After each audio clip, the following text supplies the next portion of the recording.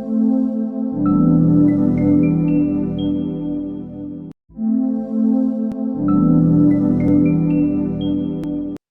welcome to Sportsy Let's Talk Sports. After talking to so many people, today we have somebody with us who is so passionate about the indigenous sports. We have CEO of Ultimate Kho Kho League, Tenzing Niyogi. Tenzing is a seasoned sports media and entertainment leader. He has done over 750 live events in sports.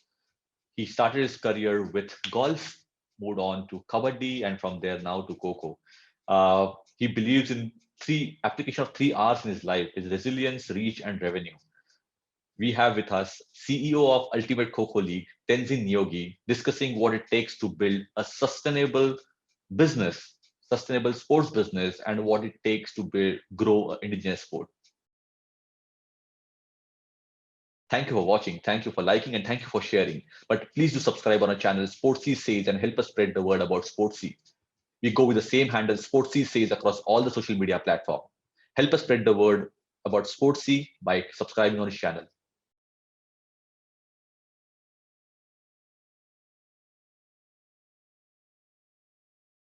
Hi, Tenzing. It is great to have you on Sportsy, where we talk about sports. And who better that I can talk to if you're talking about indigenous sports and somebody who is the CEO of the Ultimate Kho Kho League. Great to have you, Tenzing. Thank you, Sid. Thank you so much. Thank you so much for inviting me. So, for the viewers, we have Tenzing Yogi with us. He's a seasoned sports media entertainment leader, and his specialty is over 100, or probably over 700 live events that he has done. He goes with the mantra of three R's: resilience, reach, and revenue. And I think those are three things which are very, very crucial for growing the sports industry.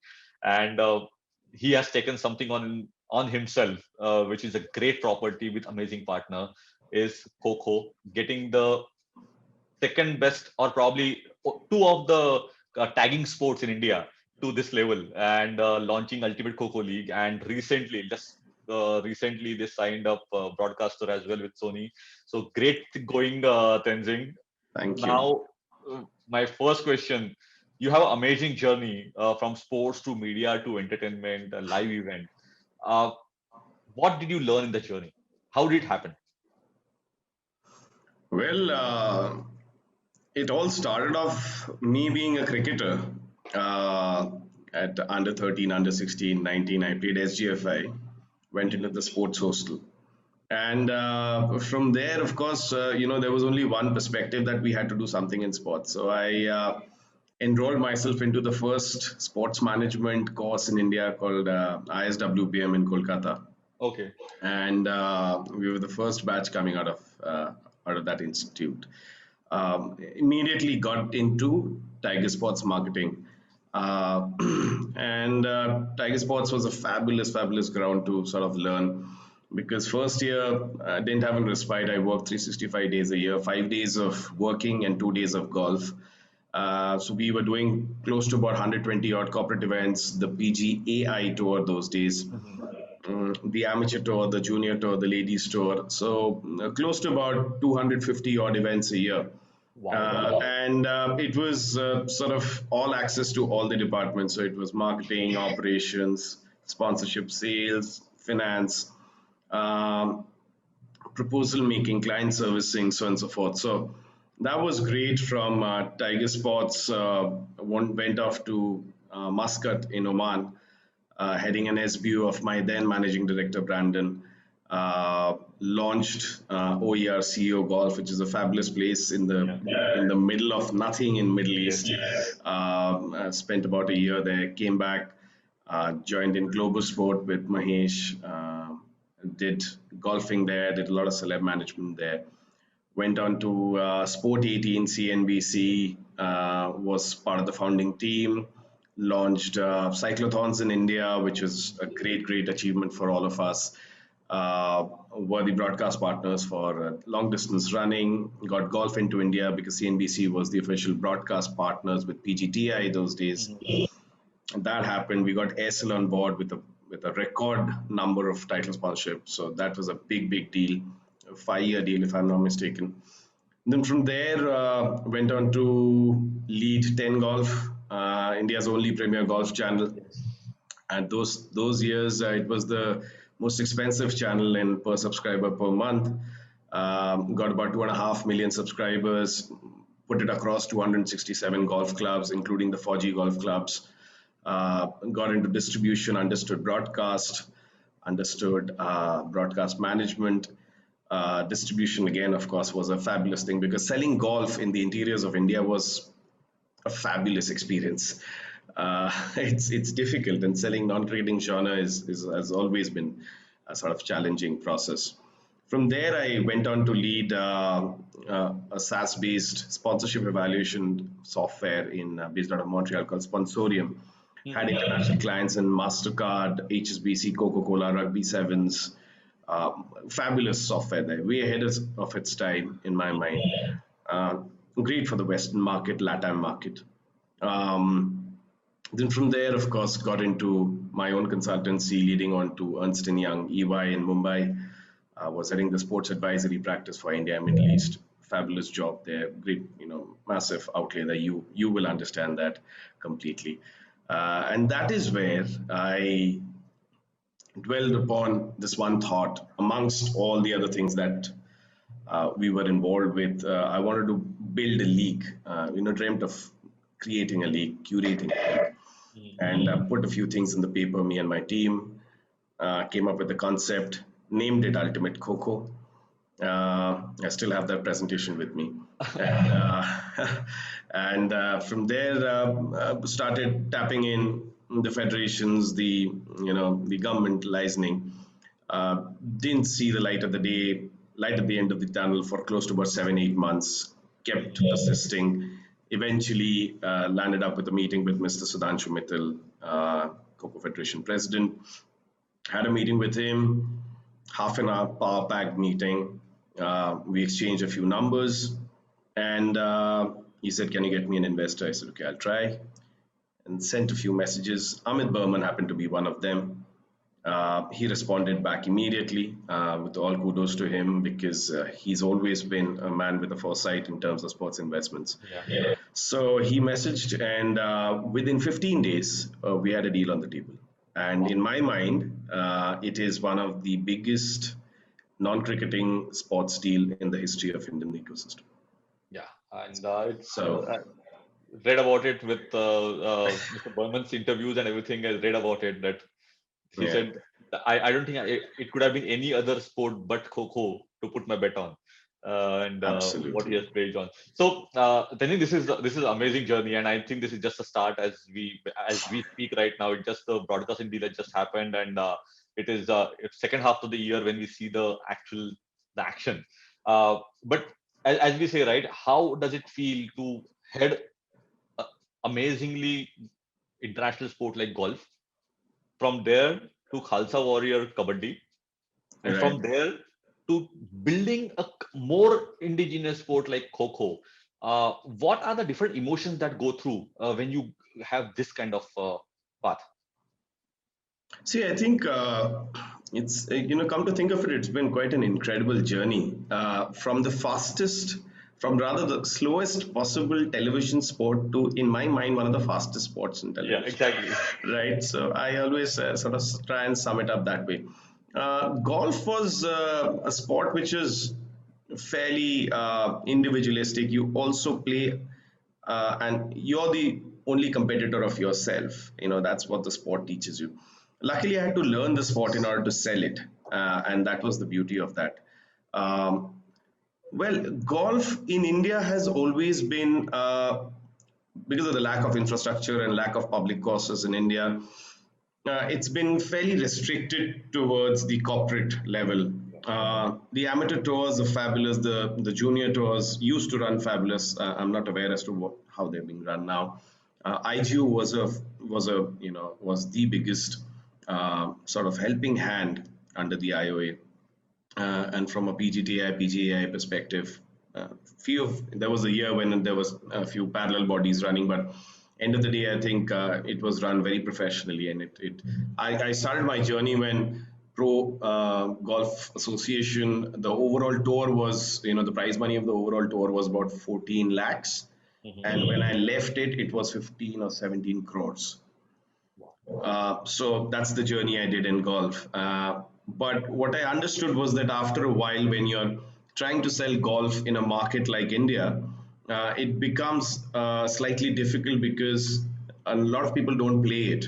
Yeah. And when you don't play it, you don't understand the emotion of that particular sport. So it was always linked to the metros and the sub metros, barring a few courses which are close to about 100 odd courses which the Indian Army owns in cantonments which are spread all across India. So the 4Gs were playing it. Yeah. You never could massify it, and that was the issue with that, and that reflected very well in the revenues which were being driven from golf, whether it was the USGA tour or the Euro tour, or the Asian tour, the Ryder Cup, or anything, or the President's Cup.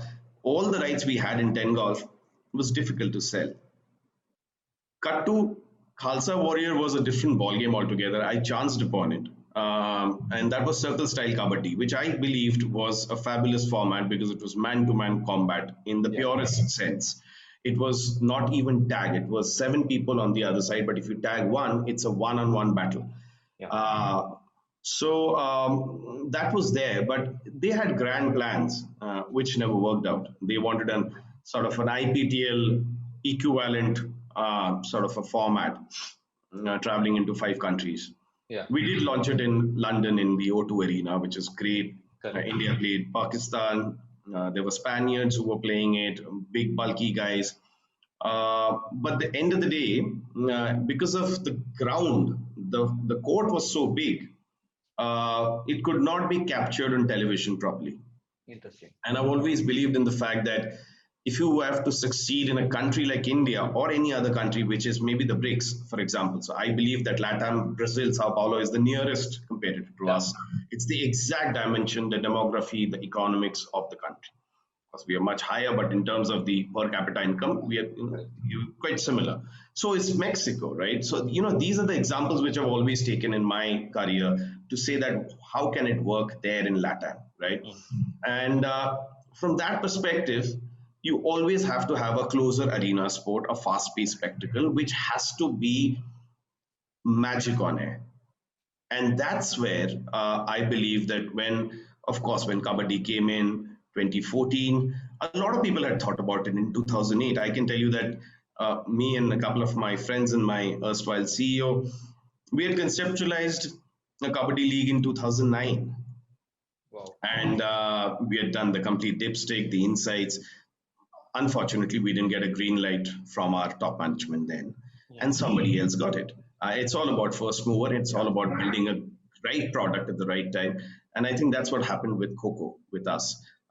We did work very, very hard in order to build the format well.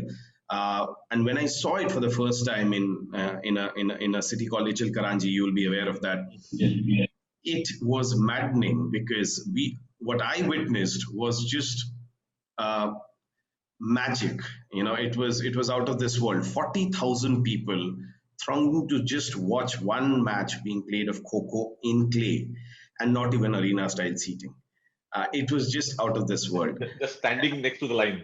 Yeah, they're just standing next to the line, and it's a 5 rupee ticket price. And they're just standing there. It's out of nowhere. You get this, and they're playing under halogen lamps. That's the day I believed that this is a spectacle sport, and it can be created for on-air purposes. You just have to create the proper structure and proper process. You have to create the right camera angles.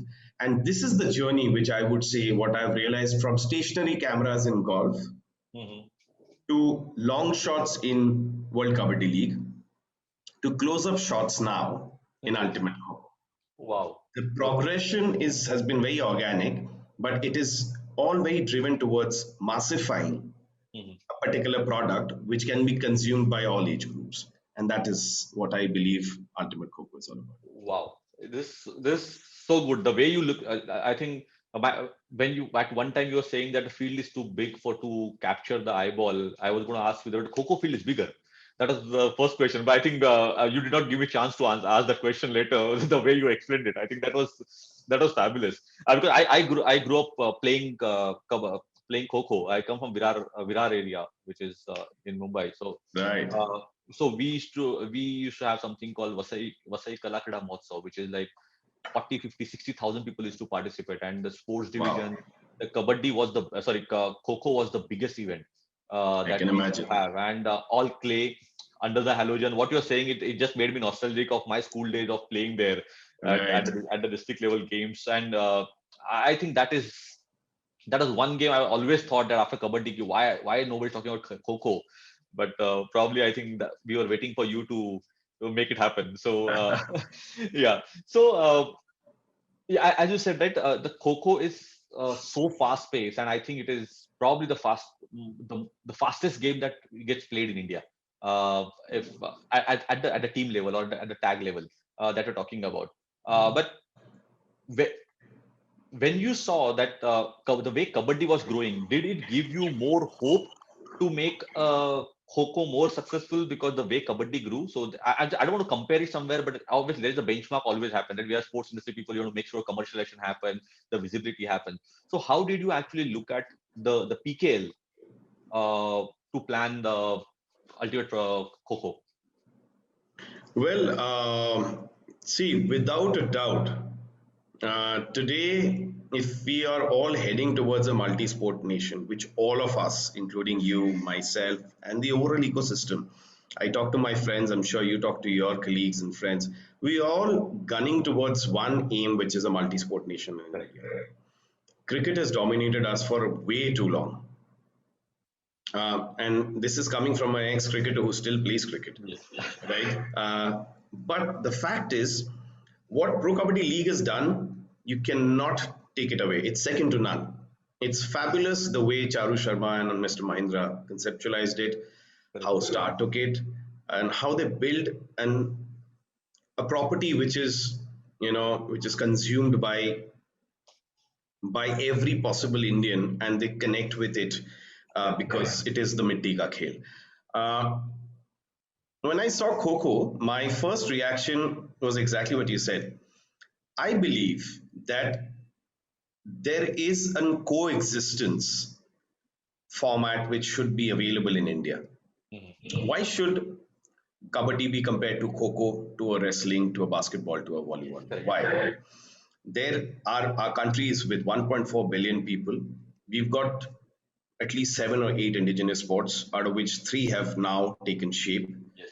And I believe that there is a pure sense of collaboration that can be created. It was heartening to have a chat with Anupam Goswami the other day while I was in the CII panel, and the way he appreciated our efforts was just very heartening to see the fact that two collaborators are talking about the growth of sports in India rather than particular leagues, Exactly. right? The learnings from Kabaddi are manifold, which everybody knew, Yes. right? So there is nothing which is hidden, it's all in the public domain. What was important for us at Ultimate KhoKho was the fact that how do we differentiate it? Right. Uh, there is a sense of nostalgia with KhoKho. People, as soon as we say KhoKho, they do a quick 5-second trip back and come back and saying that, yes, I know what you're talking about. The one thing which I've guarded very closely to my heart is the fact that there is not too much of material on the net if you go out right now. Yes. And I believe that that is a very advantageous position for Ultimate KhoKho today Yeah. because nobody knows how Ultimate KhoKho is going to pan out on air. And that's where the big magic lies. That's where the spectacle lies. Correct. So we are still guarding it and we've been successful till now. We shall, come out with the teasers very soon and then people will get to know as to what sort of dimensions are they talking Mhm. about. But from a growth standpoint, we believe that Ultimate KhoKho uh, will be touching across, as I call Bharat, the Bharat. hinterland, which is where numbers lie, which is where FMCGs go, which is where pocket wallets go, which is where mobile, tire manufacturers, all the brands which are trying to expand themselves post COVID, pre COVID, that is where business lies. Correct. Having said, the 4 metros and sub metros are where ad sales revenue is coming from, right? And that is where our silver lining is going to come in from Ultimate KhoKho, for which we've done manifold concept thinking, format changes, tweaks. but very, very specifically kept the orthodox format alive. We do not, that is sacrosanct. You cannot play around with that. And for me as a sportsman, and that's what I believe is an important part of my journey, is that I understand an athlete's mind. It's very You know, you important. cannot change everything in a format and expect that particular athlete to come across and perform. You know, so we've had workshops with players in the last 2 years with the format changes. We've always taken their point of view. We've taken the point of view of the federation, not only the federation but the state federations. Mhm. There are conflicting times at times where people say do this or do that, but we take our own decisions. End of the day, what we saw with kabaddi was the camera going from right to left or left to right, because the size of the court is much smaller Much smaller. than compared to a kho. But in kho things are slightly different. So we're looking at creating some magic moments out of 5 or 6 spectacle moments, Mhm. which will build that stickiness on air and make a 8-year-old to an 80-year-old saying that yes, मैं कल वापस आके 8:30 बजे फिर देखूंगा. Excellent. And I think on the same line, I was reading that you actually had in Jan, if I'm not wrong, you actually simulated the whole situation We did. with all the players who are going to play and made them feel the feel of arena with the. Absolutely.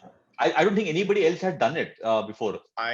In my recent memory, I don't know anyone has done it. We actually came about this thought in the month of August 2020, in midst of COVID, when nobody was taking any steps, and us along with KhoKho Federation of India, we decided that we'll get the top 150 athletes, 120 boys, 30 girls, to a bio bubble of sorts, which was Manav Rachna Institute, Faridabad in this case. Mr. Amit Bhalla has been a great, great supporter of KhoKho.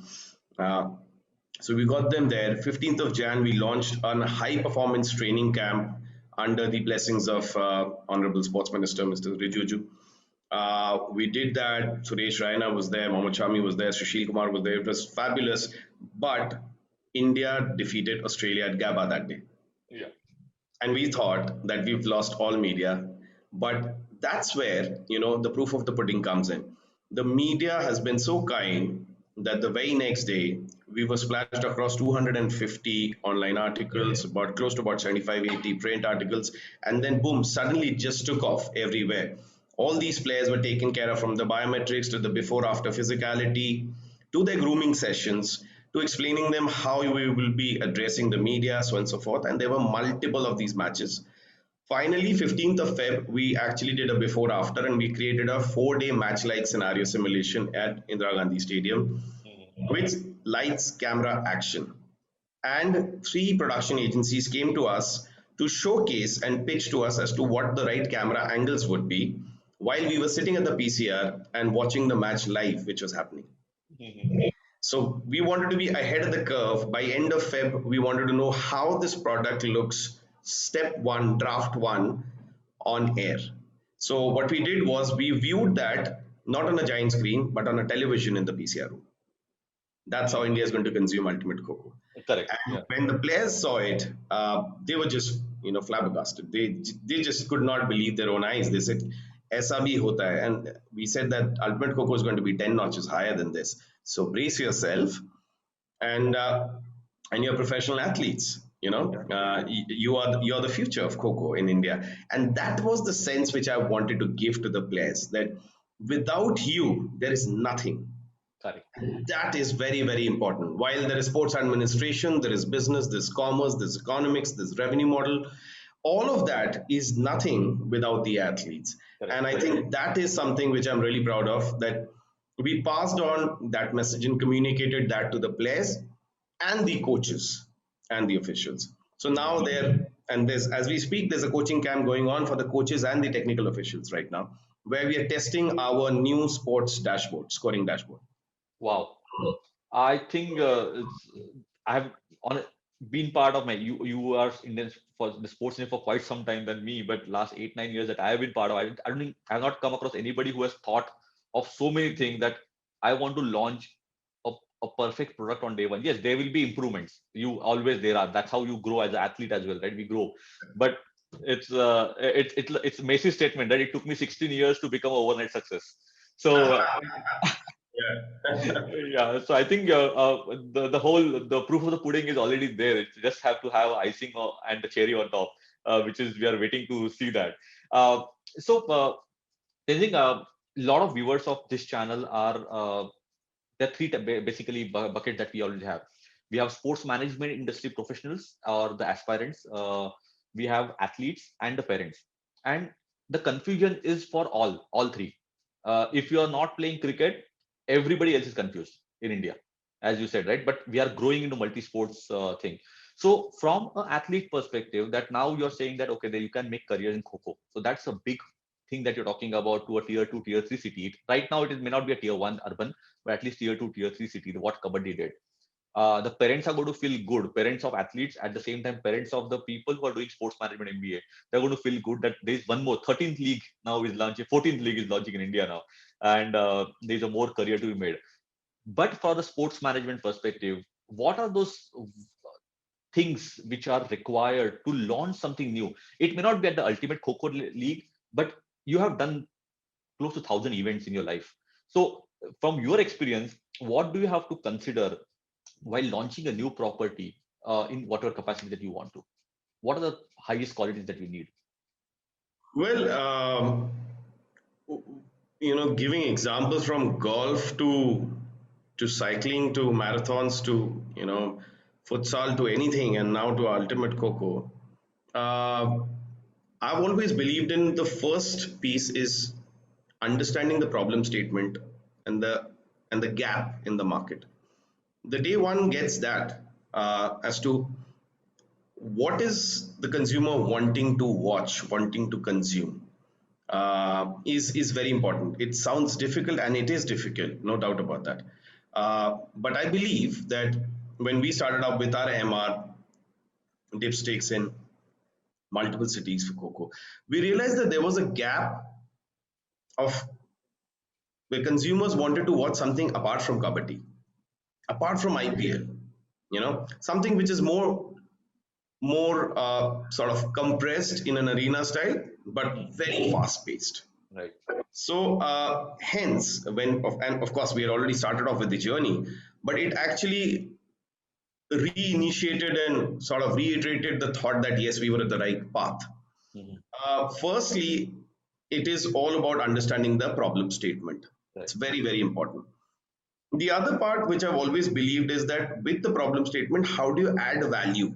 So even in corporate golf or professional golf, when we were working in multiple of these federations early on in our career, we always used to create something which was a fun element where the athlete could just shed off a little bit of his professional image, corporate image, and just feel himself. You have to make them feel comfortable. The player, and once the player feels it, if it's televised, then the audience feels it. So I believe the value add was second. And thirdly, very importantly, is the economics of it. The commercials, and you have to be true to your commercials. I'm, uh, I must say this, but you mentioned 14 leagues. It's sad to see that only five or four of them exist in today's date, Yes. right? And that's the sad scenario. I've always believed in that fact that healthy franchise is equal to healthy league. And the day all of us who are in the commercial side, on the business side, on the economic side, we are the decision makers. If we start to believe in this, that it's not about making money only, it is about creating a sustainable model, and that is very, very important. So every deal that one strikes, whether it is the broadcasting deal, whether it's the production deal, whether it is with your franchisees, teams, whether your commercial rights deal with your federation, everybody's become smarter. But if everybody's become smarter, it actually gives you an opportunity to create watertight agreements Hmm. which help every part of this ecosystem. And that is very, very critical for anyone who's trying to create a new property. Yes. We were talking about fan engagement, and I'm sure that will come about in a much larger spectrum when you start reaching, if you're creating a good commercial proposal, then the value of it reaches out to a much larger number. And then you, of course, the cliche of return on investment comes in, right? But end of the day, I believe that India is now sort of turning out to be a market where new investors are looking into this market and saying that, you know what, hold on, we understand return on investment, but is this an idea which is unique than the others? Does this address the problem statement? Does this address the gap in the market? And what is the value add that I get as an investor or as a stakeholder in this, right? And then the game of valuation begins today. So I think the market has also evolved today. And of course, the other side of the story which you asked is, from an athlete's perspective, again, we are all getting into a multi-sport nation. We try and create some really sort of comprehensive yet very conservative P&Ls for our franchisees, so that they also see green and early on at the stage in their P&L in the bottom line. But that also restricts a little bit from a player salary standpoint, spending in the marketing and so on and so forth. Because end of the day, if we can manage that, then I believe that we would have created a healthy ecosystem which will run at least 20, 25 years. And if a league runs 20, 25 years, we know exactly you've done your length and breadth in the US. Those leagues have legacy. Those franchises have legacy. Grandfathers, four grandfathers had actually watched them. That is what we need in India. For that, this is the start. Yeah. I think you put so well about the whole aspect of what it takes to build something new. And I think one more thing is, even though this game makes us nostalgic and takes us back to the roots that everybody has touched upon, KhoKho. So grassroots is also the bottom of the pyramid is there, but I think it needs to be channelized well. So what are your ideas about channelizing the bottom of the pyramid for KhoKho to give them the elite spot? Bang on, bang on. I believe Kho Kabaddi, and a lot of other sports which are indigenous sport have enjoyed a massive fan following in India. The 2% of grassroots maybe doesn't apply here, because you already have an audience which is playing. All you needed was, as you rightly said, a structure, an apex, right? How do you bring people to that apex, to that pinnacle, to that tipping point?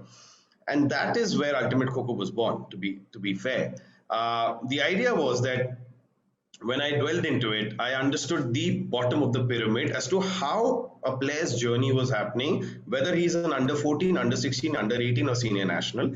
Was he playing through the year, or did he have gaps?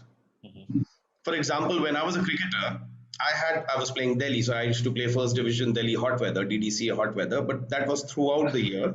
And then I was playing my school tournaments, SGFI, and my whole year, and then I was playing club cricket. So I was engaged through the year, Correct. and that was important from a player's journey. Similar was the journey with KhoKho, because, as you rightly said, in Virar or in Ville Parla and so many other areas, KhoKho enjoys a massive club culture, Yeah. and that is the strongest bone in the spine of KhoKho's ecosystem in India. And I'm going to take care, more precaution to curate the club culture into a larger system, and I think that is a unique idea. Nice. If it's not only about Ultimate KhoKho, but it is also about giving back to the club, saying that you belong, you deserve, and you are the future. And with that, what happens is, with the club culture, the players get a sustainable round of matches. Right. You've got your state nationals, regionals, clusters, zonals, which keeps on carrying. You've got Khelo India, which is SGFI renewed Khelo Correct. India now. And then you've got your nationals and Southeast Asians and Asian Games and so on and so forth. And then you've got a pinnacle of Ultimate KhoKho, where everybody's coming there to earn money and show their prowess if they've built up well. So the ground up from the bottom of the pyramid to the apex is very well defined in Ultimate KhoKho brand guidelines. We've taken care of that from the very first step that we had taken, that we will uh, get in touch with, of course, KhoKho Federation of India has a huge role to play in this, Yeah. with all the state federations. And with club culture, we also are, of course, giving multiple responsibilities to our franchise owners. Yeah. to develop school contact programs in their catchment area. And that is part of the responsibility, mind you, like what ISL does and IPL does. And Correct. it's part of the responsibility. It's not a marketing activation game that one needs to play. No, it is, and it's also not about getting bums on the seat, from a ticketing revenue perspective. No, Correct. it is purely that you have to engage in the interiors to drive the sport and make them understand that yes, you are there for them Yeah. and make them feel like family. And that is, I think, one of the unique, pointers that Ultimate KhoKho is trying to drive. I think so well said. And while you were talking, I something just popping into my head is like I think Coco can actually ultimate Coco can actually go the NBA route, which can go at the university level and a massive structure for almost 8 9 months of season.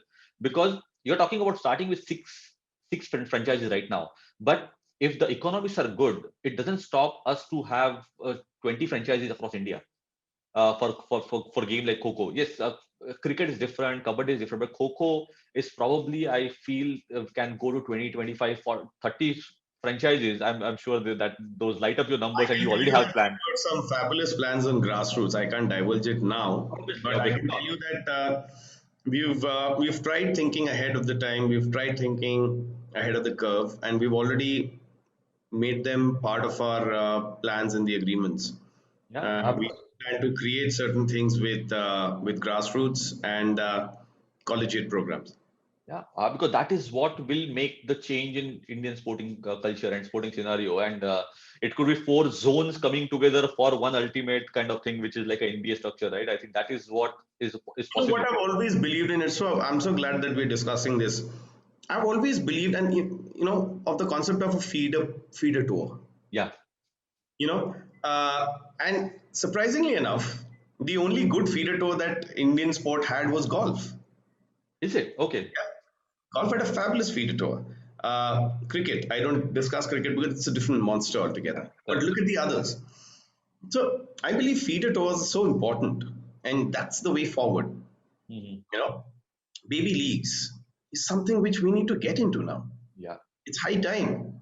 Why is it that a kid from Argentina, a kid from Sao Paulo, exactly the same economic cultures in India, produce world champions and we don't in football? yeah, Right? got it. It is because they're being absorbed earlier in their life. There is a culture.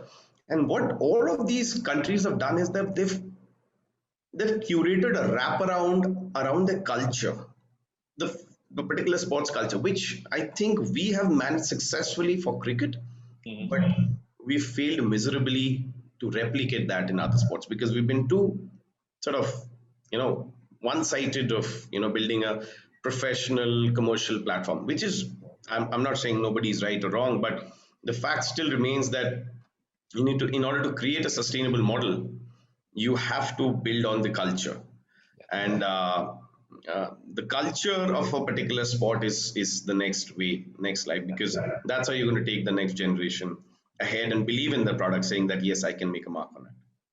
I think it's so right you said. I think I have last one or two questions. I'll not take more time. Just last two questions. One is probably just a probably simple or very tough. Other than Kabaddi and Kho Kho, which indigenous sports that you feel that actually has real good value to come up? I don't know, do you have a list of the indigenous sports? Okay, now you put me in a spot. That is not right. No, it's the I forgot the name of that Kotu or something, which is like in South, which get played and There which are a is few. I'll tell you.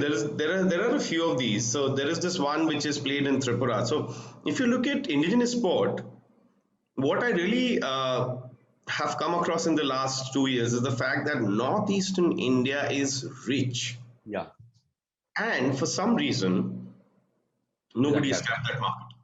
yeah. And the kind of sport that they play, I've studied about a few of them. I don't remember the names particularly, but they seemed very interesting.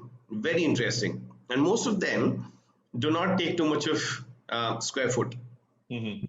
So it is fairly a sort of compact product if one could envision it and visualize it and sort of put it in terms. But I do believe in one thing is the fact that, and which is unfortunate, is the fact that Indians have always been fans and followers of team sports Yeah. in India, right? As much as individual sports do well in multi-sport big ticket events in Olympics or Commonwealth, they come back and they sort of fall short because of that 4 year period Yeah. when there's nothing to be seen, and it purely comes in from a brand imagery standpoint, endorsement standpoint. Few of the brands and few of the agencies have done fabulous with these individual athletes, Yeah. keep them in the market, keep them in the running, keep them in contention for brands, scoring in monies, which is important because that's how aspiration is built up.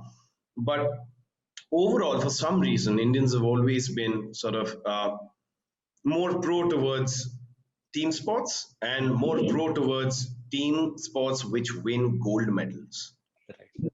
right? Right. Hence, again, I'm not trying to tilt it towards ultimate coco because I believe that that's one of the areas. But I so wish that one day we bring other sporting cultures across and create certain sustainable models across the year where people as consumers do consume it. A, B, also understand the fact that it's not a one-off thing. Yeah. It is a career which can be sort of curated, and our kids can tomorrow play XYZ sport barring cricket and Hmm. make a career out of it, and not only play that but make a career out of it from a professional standpoint. And I think, yeah, but indigenous sport, I don't have a name unfortunately, but I But I do think we believe have many. I think what we know is that. there are many, and I'm saying that if anyone whoever are the listeners of this particular channel, I'm sure there'll be a lot of them who will be now trying to Google, get into Yeah. the side of indigenous sport, because there is some, in my mind, it is a gold mine, that part of the country. Uh, Not just because my name is Tenzing, but Yeah. also because I've traveled that part, and I believe that that part of our country is untouched, Correct. the nature and the talent. So I believe that is one area that if one is thinking about creating something, go northeast. Yeah, and you just said this, and for 10 minutes back, you spoke about how to build a new property in India. So I think somebody is listening and they're smart enough to combine these two together. I think they got their MBA dose right away here. Uh, so Tenzing, my last question to you is, you had a phenomenal career and it's a long way to go, but the career itself is amazing with sporting and developing and everything, media, entertainment, live events. What are the three qualities that a person needs to possess to have a career which is similar or have a satisfying career in sports, as not as an athlete, the That's a other side? difficult question. That's a very difficult question. And normally I'm very bad at answering these. But if I won't go with the number three, but I'll tell you the first thing which is important, which one should have in any part of any vertical of life, is the sense of persistence. Uh, that is number one in my mind, which has a lot of abbreviations in terms of strong will, not letting go, winner attitude. There are multiple things, but I just put it as persistence. Wow. If one believes in persistence and you believe in your product, then I think you pretty much go the distance. Second one, actually, the first one I would rather put is dream big. Yeah. I have always dreamt big for whatever it is worth, and it ideas could be anything. They could be, it could be, never undermine your ideas, but the idea is that always dream big from that perspective. And the third one is to be try and create unique propositions, Right. which in my mind is very important. When you start thinking unique, it automatically takes care of the commercial side of it. Because when you try and create something unique, it need not necessarily always be cost cognizant or cost efficient. There are certain ideas which need funding. Yeah. Not everything has to start off from a garage, Correct. right? In order to make it become successful. But dream, persisting, and uniqueness, these three attributes in my mind uh, can be taken into any successful business, Yeah. whether it is Tesla, whether it is Apple, whether it is homegrown pantaloons to Reliance, to anyone, Yeah. to the Wright brothers who launched it. Yeah. The question is that, and which what I would like to tell our listeners here is that try and focus on why, then what in your life. Nice. What is a byproduct of why? If you know why are you there, what is the need, what is the desire, what is the vision, then I think the what is taken care of. Nice. So yeah, having a clear definition of why do you exist, what is the purpose of your existence, what is the difference that you're going to make, Mhm. is more important than what. Wow. I've excellent. I think I wouldn't have, believe me, I wouldn't have ended this chat on any better note. This is because finally you're talking about the qualities, you're talking about the the question why. I think that is very, very crucial. People have to ask. It's as good as doing your own SWOT analysis, right? It is like you need to ask the question why. So I think very well said, Tenzing. Fun. It's like fun talking to you, phenomenal talking to you, and wish you all the best with the Ultimate KhoKho League. And just waiting to see on the TV with Sony the few months from now.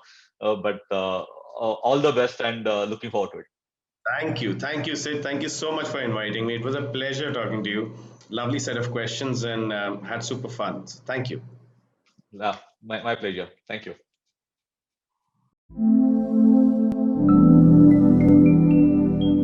Thank you for watching. Thank you for liking and thank you for sharing. But please do subscribe on our channel Sportsy Says and help us spread the word about Sportsy. We go with the same handle Sportsy Says across all the social media platforms. Help us spread the word about Sportsy by subscribing on his channel.